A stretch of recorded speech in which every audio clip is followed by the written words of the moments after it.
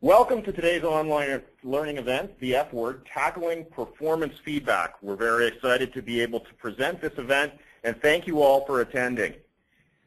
A few housekeeping items to mention. Audio for our webcast is streamed over the internet and available through the speakers on your PC. If you are in an open office, we recommend you use headphones. Before we begin, please note that there is a question tab in your control pane on your screen. Please send your questions throughout the presentation. We will be doing a question and answer session at the end of the session, and we will do our best to address as many questions as possible. Today's session and the PowerPoint slides will be posted on HR.com's archives within 48 hours. Please feel free to share this archive with coworkers and friends. Before we get started, I'd like to tell you a little bit about our sponsor, CRG emPerform. emPerform provides all-inclusive web-based talent management software, including a new tool for capturing and sharing feedback called TAG. If you want to learn more about emPerform, we will provide contact details at the end of the presentation. Let me introduce myself. I will be the moderator today. My name is John Smith, and I am the Director of Enterprise Business Solutions at CRG emPerform. Just a quick overview of the format of this presentation. During the webinar, we will have a panel of experts provide insight into the importance of ongoing performance feedback, challenges that HR managers and employees face getting, giving, and using feedback, how continuous feedback is shaking up traditional performance reviews, and creating a feedback-centric culture. Again, we invite you to submit your questions to our expert panel throughout the discussion, and we'll do our best to get to all of them at the end. Let's meet our expert panel. We're very excited to have the following people participate in today's webinar. First, let me introduce Marnie Green. Marnie leads the consulting firm Management Education Group that specializes in preparing leaders to confidently manage employee performance. She authored a book called Painless Performance Evaluations, a practical approach to managing day-to-day employee performance. This book is a practical tip-based guide for managers who prepare and deliver performance evaluations. Marnie is currently finishing up a follow-up book, Painless Performance Conversations, which focuses on the essential skills of delivering performance feedback. Also, Marnie and emPerform have partnered on several occasions to deliver some great webinars, and many of them are available for download on the employee-performance.com website. Our next panelist is Elizabeth LeCavalier.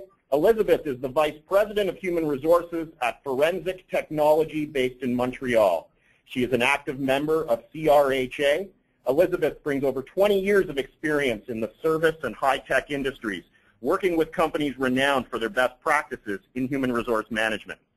Elizabeth is a forward-thinking professional who has some unique takes on traditional performance management.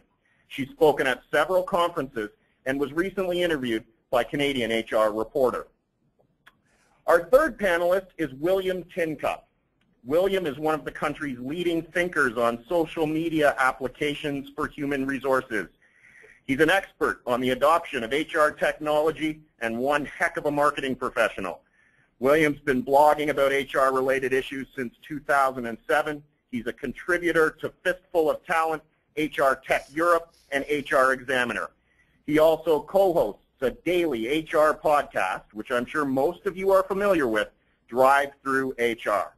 I would like to extend a big thank you to all three of you for joining us today. We certainly look forward to getting your take on this very hot topic. Let's just dive right in.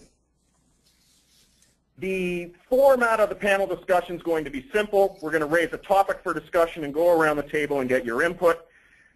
We are going to start things off by asking why performance feedback is so important. But before we get to the answers and get to the panel, we're going to launch a quick poll. And what we want to know here is, which best describes your overall approach to employee feedback? So we encourage all of the participants to go ahead and give us an answer. Is it avoided at all costs? It's structured or a semi-annual event? Ongoing feedback is key, or Answer D, no approach. We've never thought about it. Let's take a second and gather some results here. We're going to show them to you right away, and once we do that, we're going to go to our panel to talk about the poll and the question, why performance feedback is so important. So we've got some results coming in here, and look at that. Overwhelming majority telling us that ongoing feedback is key.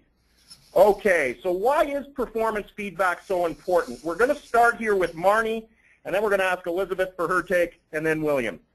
Marnie, can you give us your take on this?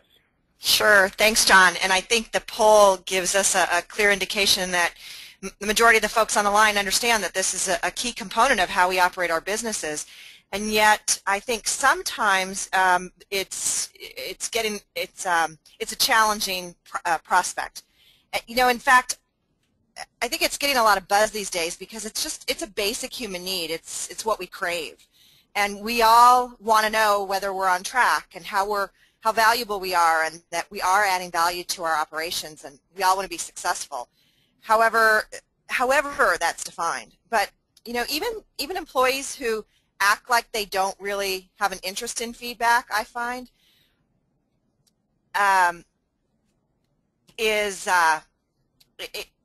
can you all hear me? I'm getting a little bit of feedback. Yeah, you're good, Marnie. You're good, Marnie. Okay, good. So, so that even those employees who act like they aren't interested in feedback, or where feedback hasn't been valued, it's still something that they crave.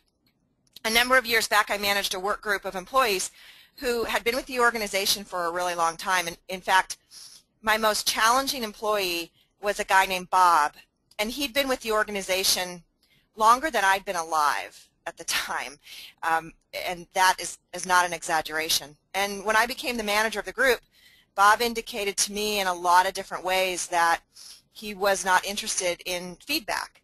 I would drop by his office to talk about his performance and his goals. He would push back from the desk and kind of sigh loudly and say, you know, it's all fine, I'll let you know if I need you. And I would kind of slink away thinking that he wasn't interested in feedback.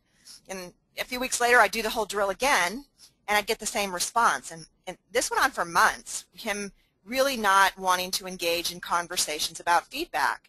I think he'd been there so long that he had gotten used to training his managers to basically leave him alone. He was an adequate performer, and so nobody really had pushed him and engaged him. And I'd been teaching feedback techniques for quite a while when I inherited Bob, so I knew that it was important to keep it up. And so I would stop by his office regularly with a question or a tidbit about his work. Sometimes it was praise, sometimes it was something constructive, but always with the intent to indicate his value to the organization. But to be honest, he challenged me, and there were times when I thought, I don't even want to give this guy feedback anymore, I just want to leave him alone. But what was amazing was after about 9 months of this dance, there was a shift. And in fact, one day he didn't rebuff me. Instead, he did sigh. He wasn't enthusiastic. But when I asked him about his performance goals, he pulled out a file folder that had his name on it. And he said, you know, I had an issue with one of my clients this week, and I wasn't really sure how to handle it. He kind of rolled his eyes, and he said, I knew you'd be around eventually. So I wrote it down. I wrote down the issue. We had a productive conversation about the challenge that he was having. It was really kind of a turning point because from then on, Bob and I had a productive working relationship. We were never friends, but we were certainly professionally productive. And you know, at his retirement, which was many years later, he acknowledged that I was a supervisor that paid attention. The initial question was, why is feedback such a hot topic? Why is this important? And I think my experience with Bob illustrates that you know, we all do want it. It's a human need. We crave it, and when we get it, we perform at higher levels. And even if we don't actively seek it or even seem to rebuff it, it's something that in organizations, if we want high-performing organizations, we can't ignore. Thanks, Marnie. That's great. And an interesting little story there to go along with it. Thank you. Elizabeth, can we ask for your feedback on this one? Sure, of course. I really think that performance and the feedback that that goes with it, is really all about getting results and making businesses successful. I think that sometimes what we overlook is the important link between feedback and great performance and the impact on business results. So I see feedback as a process to get results. So from a business person's perspective, it's an avenue to pursue with our workforce to get the type of results that we need to be successful. There's been tons of research on the topic of engagement, employee engagement, done by the Corporate Executive Board in Washington, D.C. And one of the things they point out, they make linkages which are so interesting and so compelling. So when I'm talking to our executives at work, I dig up their research, and it's so longitudinal and fact-based that you really can't say it's wrong. But they make a very, very strong link between giving employees feedback on their performance, the performance level itself, and then business results. And engagement wraps all the way around that. Now, that sounds very easy. The problem is that we tend to think about feedback just in one context, and that's that dreaded event, the end of the year annual performance evaluation. And that's a real trap. That's a real trap, and I think that employees, as Marnie said just now, they crave feedback, whether it's on a personal level or a group level. We all want to know how we're doing. I mean, I do too, let's be honest. And we want to know that in real time. So it's not really just about gratification at a personal level, rather that most employees, I think, they want to know if they have to make course corrections, in what direction, and how to do that. So in my mind, feedback becomes critical to my employees growing on the job, developing their skills, and me actually retaining them. So that makes a strong business case. But you need timely and substantive performance feedback for that. One last point I would make is that, not to be overlooked, is that feedback for our high potentials is just critical to our organization. I think feedback is important for everybody, but we always pay special attention to our high potentials. And we've adopted in my company an interesting practice. Our general manager, he's my boss, our GM and I, we sit down with our high potentials every year, and we get them to give us feedback. Feedback on how they believe their development is progressing, how they believe the business is doing, and so forth. It's a very, very interesting conversation, but the important thing here is that they're given the opportunity to give us feedback. It's kind of like a reverse feedback mechanism that certainly helps the business. So I see the need for feedback as really a driving force that really benefits both employees and business results. Thanks, Elizabeth. And I got a big buzz there out of the link to business results. That's great. William, over to you on this one. Sure. I think Marnie, for me, kind of hit it on the head when she said that we have a human need, and in some ways, we need to bring humanity back to the office. With everything being digital, email, text messages, all the social media, everything, in a lot of ways, we become lazy when it comes to conversations with people. Fierce conversations, brutal conversations, even just thoughtful conversations. We become lazy in some ways because of digital. Well, I sent that email to you. Well, that's not quite the same as sitting down, looking someone in the eyes, and kind of connecting with them. So in some ways, our lives have become easier, but we've become kind of divorced from sitting across the table and giving someone feedback. And we all need, as Marnie and Elizabeth have both said, we all need some form of interaction with other humans. Feedback, in my opinion, can be a nice way to connect with coworkers. I think the difficulty that we all kind of face is when you say the word feedback, it automatically denotes, or it automatically brings up, conjures up something negative. And I think in some ways we got to rebrand feedback or reposition it in our firms that feedback's not a dirty word. Feedback's not a bad word. And in fact, feedback should be anticipated and appreciated and loved. And so I think our biggest hurdle in some ways on our organizations, however we deploy it towards whatever ends, we've got to kind of bring people back into the fold of loving the word feedback or the concept of feedback. That's awesome, William. Thank you. And so a recap quick on this one. Marnie's bringing up the basic employee and human need and that people crave feedback. Elizabeth talked about that, talked about the link to business results, and of course William's telling us to bring humanity back to the office and that feedback is not a dirty word. There's some great thoughts on this topic so far. So let's head over to our next question here.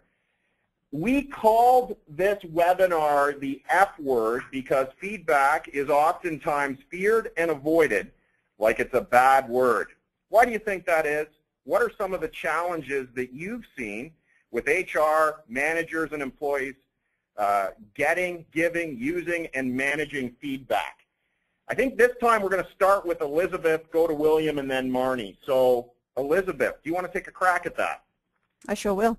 It's probably the most interesting questions that, from my perspective, that you've put to us, because I'd answer it back with a question, I think. Why is it so hard to achieve what should be so simple? Feedback is, after all, really a conversation. And William just mentioned this concept of fierce conversations. You know, I think I might agree with that. I think that, you know, feedback often requires managers to be courageous and to leave their comfort zone. And that could be a first block, if you like, to giving effective feedback. But I've always kind of thought that this term, fierce conversations, is an oxymoron or a contradiction in terms, if you like, because it implies that these conversations are all difficult and challenging and might even be called intimidating. But in my mind, it's not always the case. And while I recognize that there can be some challenges that even myself might face at some point in my career, here are some that I found that I've both observed and experienced as an HR professional. Managers have to be courageous, but it's sometimes difficult for managers when they want to be liked by their employees. And when you're delivering corrective performance feedback, for example, you might well be disliked. But I see this as being part of the role of a manager. A manager sometimes has to disengage. In our company, for example, we have a very, let's just say, friendly culture, and it's challenging sometimes for managers to separate themselves from their employees and remember that they are the boss after all, and they do have that responsibility. You can't be friends with everybody, you know, and especially your own employees. And I'd like to give a personal example. In our organization, one of our managers resigned, and in my mind I thought we'd all failed in recruiting probably the wrong person and then not taking action to end that employment relationship soon enough. So I decided to give this feedback to the hiring manager. She's one of our high potentials, and it was tough for her to hear that. To say to her, you, I, and the rest of the company have failed, is not a particularly nice thing to say, but it needed to be said, and just to set the record straight so we don't make the same mistake all over again. I don't think I was particularly liked for saying that, and the manager actually left my office mumbling something that began with an F, and let me tell you, it didn't stand for feedback. But again, you know, sometimes the feedback is tough, but it must be said, and you know, you can't shirk from that. You know, I work in a high-tech company, and it's easy for our managers to say, oh, they're very busy right now, they're writing code, they have to support the employees, so they're doing some of the technical work. That's easier for them to say than to be courageous and give feedback. So it's not necessarily a natural reflex. It takes time, requires some planning. And you have to be serious about it. And understand that it's not just helping your employee, but also you as a manager to grow, be successful, and ultimately, you know, there are the business results again, ultimately helping the company achieve the results it needs to have. But what I find another barrier to the feedback is that it builds up to this major event called the performance evaluation or performance assessment. And there seems to be so much build-up that it becomes very dramatic, not to say traumatic, for both parties, manager and the employee. Sometimes we see this materialize into heated exchanges, or the opposite end of that would be a kind of non-event where the employee feels that they didn't really get any feedback. And this, I find, it satisfies no one and really defeats the purpose of good feedback. So, thank you, Elizabeth. That's really interesting. I want to move this over to William to keep this on pace. So, William, what's your take on this? We've heard from Elizabeth that managers can't be friends with everybody, and we've also heard that a lot about the courageous conversations. That well, it's not just about courageous conversations and tough conversations. There's also good conversations and happy conversations. Do you have a take on this? I do, absolutely. I think in some ways you have to diagnose what exactly are you delivering and why. And so I built a very simple framework for feedback. If everyone were to just draw a 2x2 on a piece of paper, you'd understand that on one axis you have positive and negative, and on the other axis you have solicited versus unsolicited. The worst type of feedback in some ways is when someone doesn't ask you for it and you give them negative feedback. There's just not a lot of fun in that conversation, no matter how you sex it up. On the other end of that is when something's positive and someone asks for it. That's chocolate. That's good stuff right there. The thing is you have to know, ultimately, are they asking for my feedback? Are they soliciting my feedback? Okay, well, if not, totally understand that. Am I giving them feedback necessarily? Am I giving them feedback that's positive? Is it in a way going to help them, et cetera, or is this negative?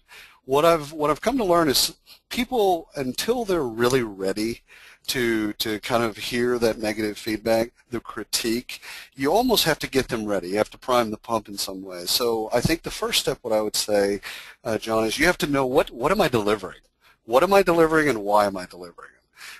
So I think that once you know that, once you've kind of mapped that out, and you know what kind of content that you're going to be putting in front of people, I think two other things really quickly. One is training. We need more training in order to deliver content to feedback. Great feedback. We need more training, and we also need to train the people that are receiving the feedback.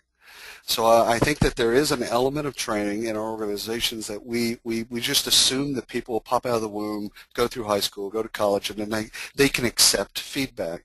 And I don't think that that's true. I think we actually need to do ourselves a better service of training ourselves in delivering, training those in receiving. And the last thing I'd say is there's nothing more frustrating than giving inactionable feedback.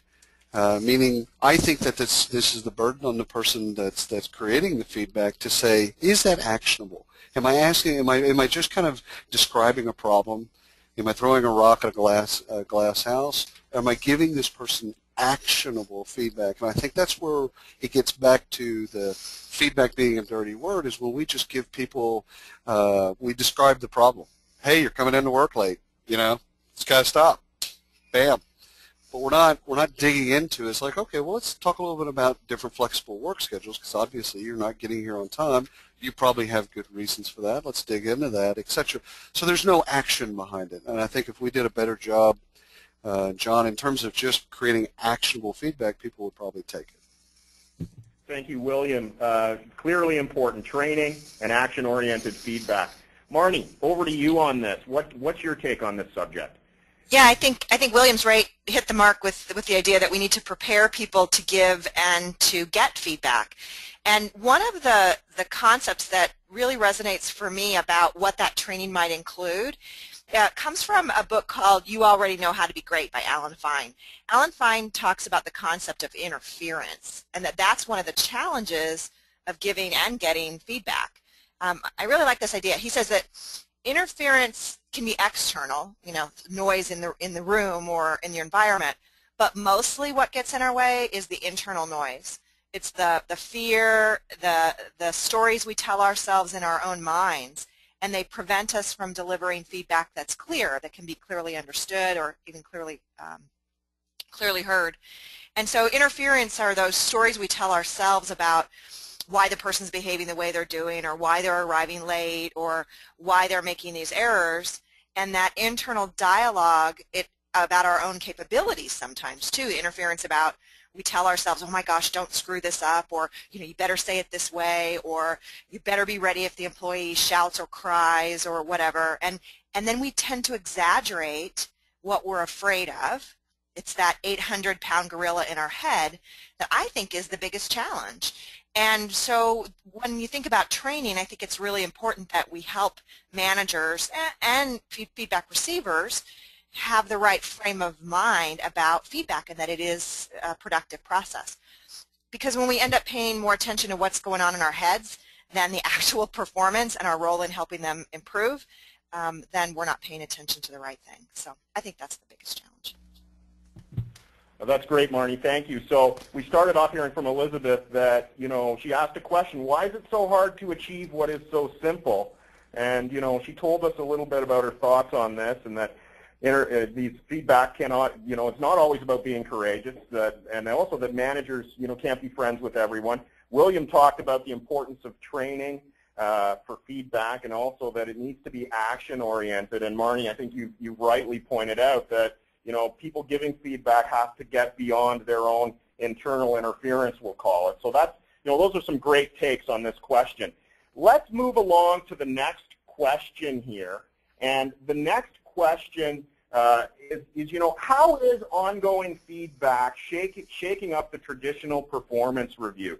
And again here, before we start this discussion and go to our panel, we're going to launch a quick poll.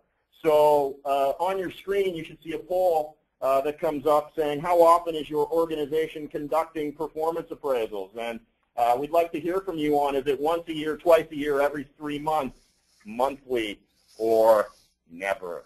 So let's give these folks a chance to come in and put their results in, and we'll share those in a few seconds.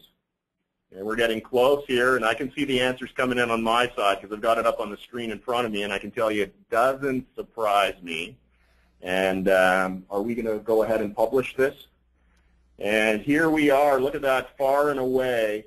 We're conducting performance appraisal once a year. So how is ongoing feedback going to shake up the traditional performance review?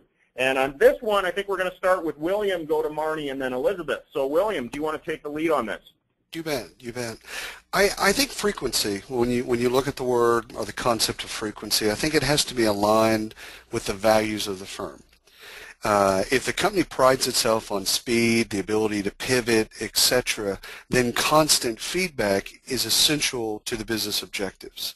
So in some ways you have to mirror the values of the firm into what type of system of feedback and or appraisals that you want to kind of set up.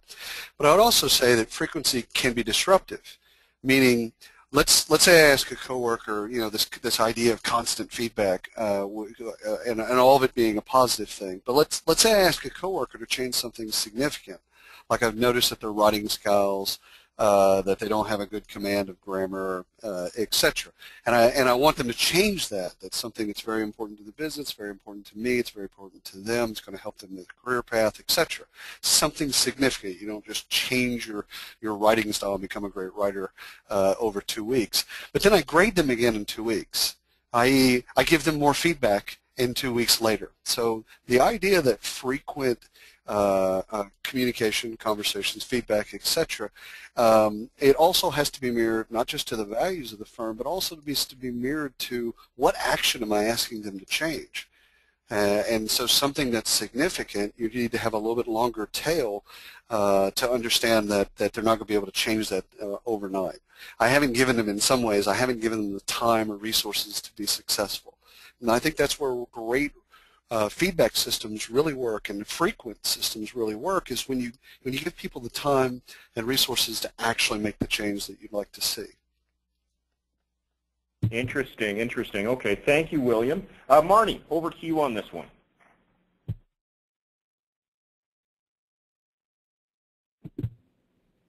Marnie, are you there with us? I don't hear Marnie, so Elizabeth, you know what? I'm wondering if you I'm can right chime in here. on this. Oh, you're there, Marnie. I Okay, got sorry, it. go ahead. Sorry Go ahead, about Marnie, that, sorry. John. No, it's okay. Yeah, No problem at all. the idea of continuous feedback, I really think that drive for more frequent feedback that that employees seem to be craving is leading to organizations to rethink their traditional standard elements of performance reviews. Like, do we even need a rating scale? Is that a productive process for us? Do we need to have numbers if we're going to rate performance? What I'm seeing is organizations moving towards providing competency models that define the expectations for performance that are very behavioral, cascading goals that link to strategic plans so that employees understand how their day-to-day contributions link to something bigger, and then building in more frequent, as William said, formal conversations about progress. I actually yesterday was working with an organization that's completely gotten rid of any rating at all, any judgment in terms of numbers or calculations or a scale. And their process is just content about the employee's performance with the intent to help improve performance. So what's not changing in all of this is the need for some kind of documentation, that there has to be something that supports employment-related decisions and something that shows that the conversations have happened. So even if we get rid of some of those traditional elements, I think there still is a need to have some record about these conversations. But the key shift really is to focus now on the need to develop performance conversation skills as opposed to those traditional skills of truly evaluating and making judgments about performance. Okay, thank you, Marnie. And Elizabeth, your take on this. And I know you've got one here, Elizabeth, because you've shaken up your traditional performance review. So I'm looking forward to hearing your comments here. Yeah, well, yes, we are in the process of shaking. I don't think we're shaked yet totally, but it's a long process. We used to be on the page of the traditional, well, definitely once a year, if not maybe twice a year at best. And we're moving towards a model of more continuous feedback as an ongoing discussion. And one thing I'd just like to say here on the topic of feedback is that, you know, we're talking a lot about managers here. I really believe that employees have a serious role to play here too. They need to solicit feedback too. They need to ask that question, how am I doing? What do you think? How could I improve? Having said that, you know, I agree with William that we do need to have the time and the resources, and yes, training is definitely necessary. But I think that sometimes we can make this into too structured a process.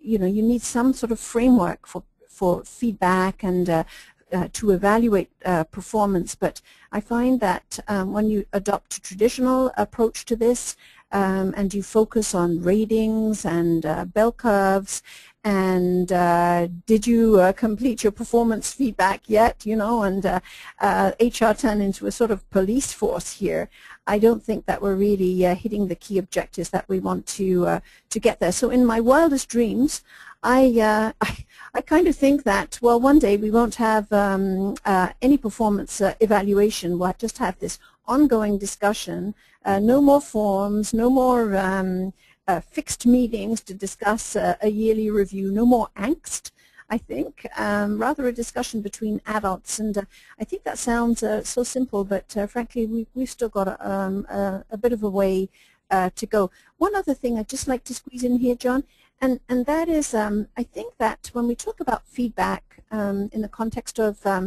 performance, over and above training and processes and maybe forms or systems that we have at our disposal, we've built a series of tools that create occasions for more feedback. So it's not a full set of occasions, but really when somebody has performed well, we have an online peer-to-peer feedback and recognition program, so employees can talk to one another about their take on their performance. We have spot bonuses that give us an occasion to reward and recognize great contribution. And then we have a formal process too, again, more feedback on employees' discussions on employees' career plans, career opportunities. So I think that, you know, we need to build these opportunities into the way we work. Very good, Elizabeth. So we can see here a bit that technology is helping us a bit with capturing this continuous feedback dialogue. And Marnie, you mentioned, you know, a bit of trying to bring in more frequent feedback, but still kind of a conversation around a traditional appraisal form with competencies and goal management and action-oriented items. William's certainly pointing out that, you know, we need to align the frequency of this performance appraisal with the values of the organization and the need, you know, the need for changing things, the need for actions changing, action-oriented change, and he keeps bringing up that action-oriented word, which is really good. And of course, Elizabeth, you're kind of right in the trenches of doing this, and so, you know, I like this occasions for feedback, and, you know, we start to see a link there between performance review and reward and recognition, and what a great concept that is. Let's move along to our next question, and this is actually our last question we're going to ask the panel today. How can the audience create a feedback-centric culture in their organization? And we are going to go to a poll here on this one as well. So in a second, the audience is going to see a poll launch, and we'd like to get the audience to give us some feedback themselves on this question. And the question here is, how would you grade your organization on training managers to give feedback? And your choices are A+, B, C, and F. So this is a really interesting one. Let's see what comes out here. Okay, we're going to give this a few seconds, and then we'll share the results with everyone.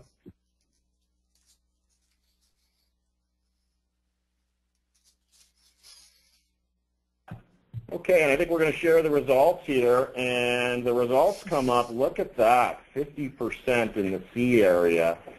This will be interesting to go to the panel to get their feedback on this. There is 2% of the audience, guys, saying A+.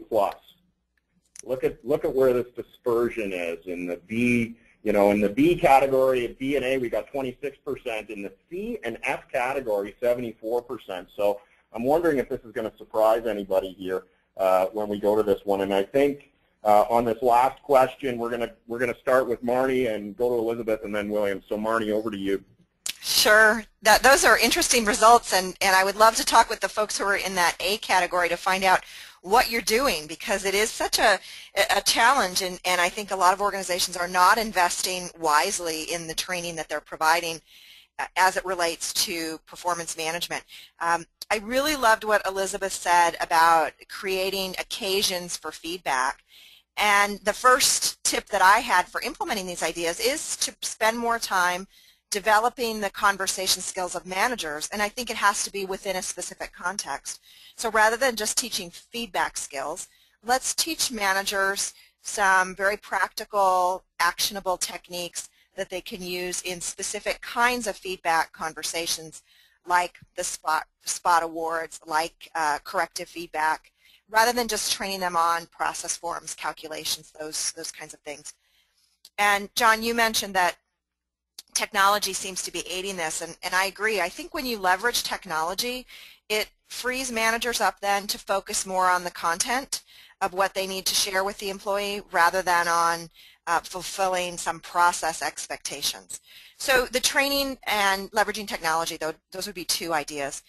Another would be to really focus on your top leaders so that they can eventually model the behaviors that you're looking to reinforce, and provide coaching and support to those executives so that they can have productive performance conversations as well. The final suggestion, and this is another resource that I've been leveraging with folks, and it seems to be a real climate shifter. Marshall Goldsmith, one of the really our leading executive coaches these days, has an exercise that he does frequently with groups called Feed Forward. And he's really redefined the concept of feedback, and he says that feedback is about the past. What can we do about the past? It's done. But what if we had more conversations about what we're going to be doing and seek input before we even do it? So what I've adapted that to work with groups that on a regular basis employees and team members are encouraged to bring their challenges to the table, whether it's a staff meeting or whether it's just within the cubes, and ask each other for input before they actually take action on whatever their project is. So the idea is that we're asking for input before it's too late. And I really like that approach because I think it's much more hopeful, it's much more forward-focused, but it also it means that we're preparing people to be successful rather than trying to fix them after they've failed. So those are some ideas that I would offer, and I'm interested in what everybody else has to say. That's great. Thank you, Marnie. Elizabeth, can we hear from you on this? Oh, yeah, sure. Well, I think that Marnie and I are probably thinking on the same level here, because a couple of my notes, I really do believe that if you don't have role models at the top, the senior leadership team, then you'll never create a culture, with those enshrined behaviors and practices that flows down through the organization. So it has to start at the top. I certainly agree with you there, Marnie. And I guess in my company we're fortunate because we have a very people-oriented president and general manager, our COO, and he's made solid feedback and expectation for all of our managers here. Now, that doesn't necessarily make it flow down naturally, so we've done something that's kind of interesting, and some of our listeners might consider this. There's the traditional training you can give on communication and coaching and giving feedback, but last year we did something rather experiential with our managers. We, from around our offices around the world, we gave them training on emotional intelligence. And I have to tell you, not many people would have wanted to sign up for this if I'd made it optional, but we made it a management development initiative. And the result of that gave our managers great insight into the relationship with their employees and the impact that they can have on them. And what our managers took away from that is something my wildest dream, I'd never have expected this to really happen. But it harks back a little bit, Marnie, to what you're talking about. They created, remember we're a high-tech company, they call themselves the Manager User Group. So, but their nickname is the MUGs, Manager User Group, with an S on the end. So the MUGs meet every few weeks. It's a manager-only meeting. I'm not allowed to attend. And they take problem cases to the meeting. They're discussing with their peers. Many of these cases have to do with performance feedback or performance problems, and they discuss them with their peers, their fellow managers, consult with them, and then they're peer coached on how to provide the appropriate feedback to their employees. And I find this is really empowerment, and it's extremely important in instilling this culture of continuous feedback. And what's really great about this initiative is that people hear about this, that, the MUGs, sort of the acronym does the rounds of our organization, and our next level down, we call them team leads, heard about this. They also had training, the same training on emotional intelligence. And now they formed the TUGS group, the team lead user group. So I think it's a great example of appropriate behaviors coming right from the top down through the company. Oh, that's excellent. That is excellent, Elizabeth. MUGs and TUGs. That's great. William, let's go over to you on this one. Yeah, I think feedback should be different depending on the status of the individual, and what I would like in a perfect world is highly personalized feedback, meaning I understand and know how one really appreciates feedback, and then I can deliver upon that. I think that top performers result in basically 80% of the business objectives, so I would, in a perfect world, I would start there. I would love to kind of hit everybody, but I would start with the top performers, as it's been mentioned by both Marnie and Elizabeth. If you're going to give feedback to one of your top performers, you miss with them, and it actually impacts the business. You miss with one of your bottom performers, a tree that falls over in the forest no one cares about. So you've got to get it right when you're dealing with the top performers. Ask them how they, if you don't know, that's okay. on some level. I think it should be the goal to find out how they like feedback. So again, getting back to the conversant part of feedback, it's just like, hey, listen, we're going to do this whole feedback thing. I want you to give me feedback. I'd like to give you some feedback. How would you like that? How's this best? Would you like to go get coffee? Would you like to carve out some time? You want to schedule some time? You want to do it over the water cooler? Like what's going to create an environment in which you want to receive feedback? And what you might find is someone that tells you exactly, you know what, I got to do it early because once I get into my day, my head's a miss, and I'm not really going to hear you. I mean, I'm going to hear you, but I'm not going to hear you. So if we could do it before 8 a.m., that'd be fantastic. Oh, okay. Well, something like that, I'd like to know, etc. When you're doing performance reviews and/or feedback with bottom performers, I think whatever you have to do to document, you do. But I mean, ultimately, I'd like to know how they'd like feedback too, but it's not going to impact the business. I mean, hopefully it'll get them back on the right path, but it's not going to really shake up your business outcomes like it will with a top performer. I don't believe in cookie cutter feedback. I don't believe in the approach that, like, if Marnie and Elizabeth and I were giving feedback to John, or we would all have different approaches. And there is an approach that works with John. So I think on some level, from the company's perspective or the manager's perspective, we just need to do a better job of finding out what is that petri dish that will create the perfect environment in which John will take that feedback. And the last thing, we don't have all the time in the world, but I would focus on the people that have the biggest impact on the business. And I really want to know how they want feedback and then deliver feedback to them, positive, negative, constructive, whatever, however you want to cut it. But I want to know the frequency in which they want it. I want to know how they want it delivered. If they're kind of a brutal honesty kind of a group of people, I want to know everything I can about them so that when I deliver feedback, it is then appreciated, respected, and then actioned.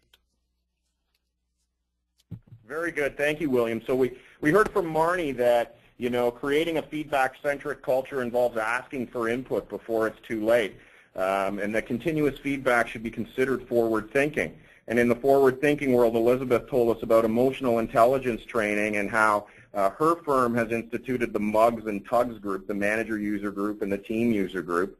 And Williams just talked a little bit here about focusing feedback to start with on the big impact players in the organization and talking about asking them how they want their feedback delivered. And I think that's some really practical guidance on how to start the process of creating that feedback-centric culture. So what we're going to do, I think, at this point is move over to questions. And we have had a number of questions come in through the session. It's been an excellent discussion so far on many facets of feedback. And the Q&A session is ready to get started here. And I'm gonna start taking a look through some of these questions. And the first one we have out here is, what are your opinions? I guess this is to the panel, so we're going to hear from each of you guys on this. What are your opinions on giving employees feedback to rate their managers or supervisors? Should feedback only be top down? So how do you let's hear from the panel on top down and bottom up and the blend, one or the other. Let's maybe to keep things in order, we'll start with Marnie, Elizabeth, and go to William on this one. So Marnie, your thoughts there? My first gut reaction is from that very traditional performance evaluation approach, and so my answer is no, we don't want the employees to be assigning ratings to managers. But when we start redefining what we mean by performance feedback and managing performance through feedback, it makes all the sense in the world. So if your system is still very numerical and you're providing ratings and you're filling out those kinds of forms, then those traditional forms, then I'm not real comfortable with that, because I find that it becomes a tool that works against you. People game their ratings to send messages or whatever.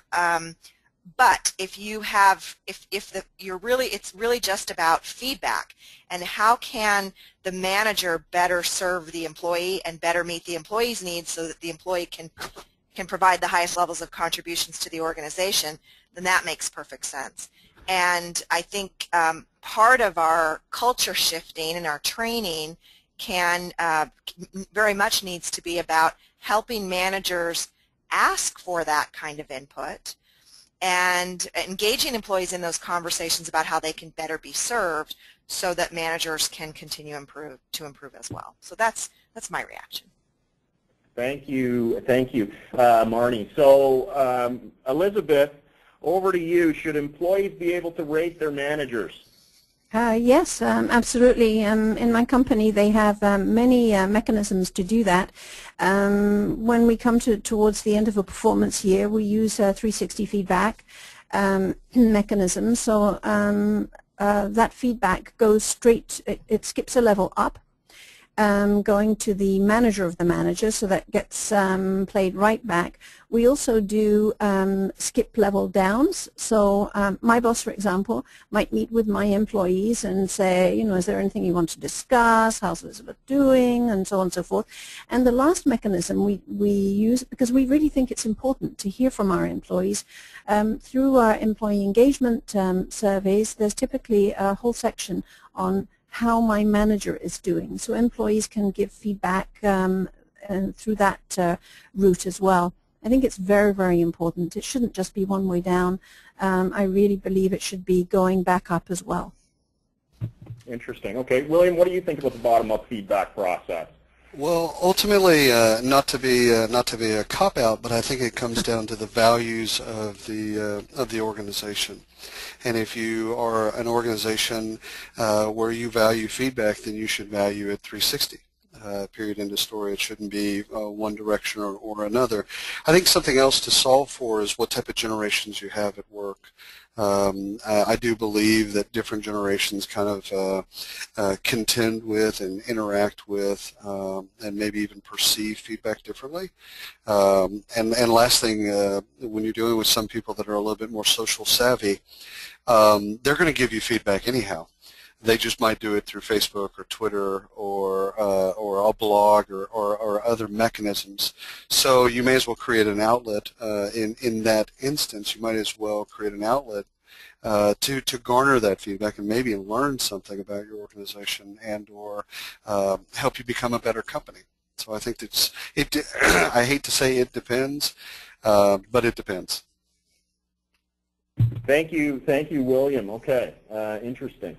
Elizabeth, there's a question from the audience that's directed to you. So the question is this one's for Elizabeth. Any suggestions for getting buy-in from the top for encouraging a solid feedback process? Yeah. I would use the approach of looking first to research. And let me explain why I mean that. I work in a high-tech company. People are extremely well-educated here, PhDs, masters, and so on and so forth. Very, very experienced people. So they have an opinion about everything. So when I want to put something new or different on the table at the executive level and then have it go all the way down through the organization, I always use fact-based research from a very credible source. I mentioned earlier how we're a member of the Corporate Executive Board in Washington, D.C. Their research on a number of issues is just infallible.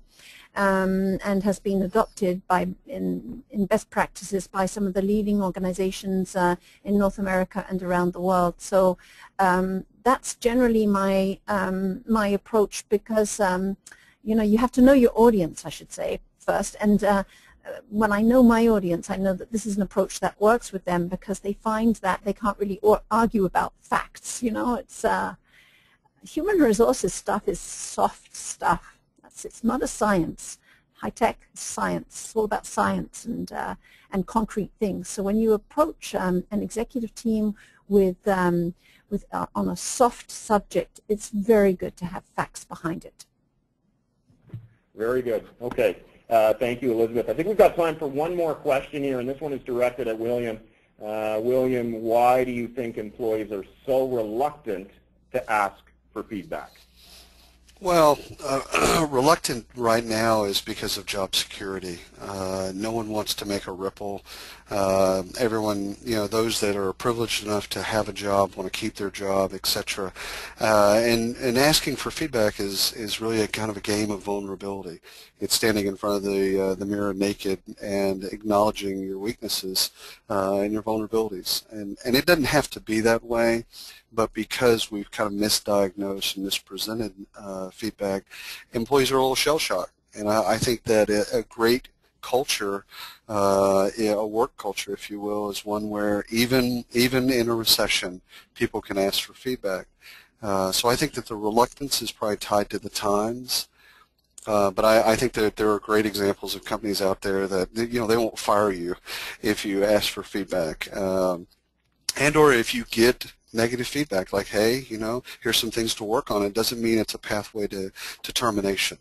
And so at some level we have to prove that to employees. We need to prove that this performance appraisals and all this muckety-muck around feedback is not just a way to document their problems, and it's not just a way to document to then terminate. We need to use that as a way of saying, hey, listen, we went through several feedback sessions and we've seen a progression of you getting better and you're getting better, and thankfully this is awesome. Like, it doesn't have to lead to something negative. So I think the reason that people don't ask for feedback right now is probably commonsensical. It's probably just due to the high unemployment rates. Okay, thank you, William. And that seems to be all the time we have for questions. First, want to thank our three panelists for their great insight. Certainly, feedback is a hot topic today. It's important that organizations become better at it, and also that they manage it. And we can see, I think, from what we've learned today, that HR has a big role to play in leading this change.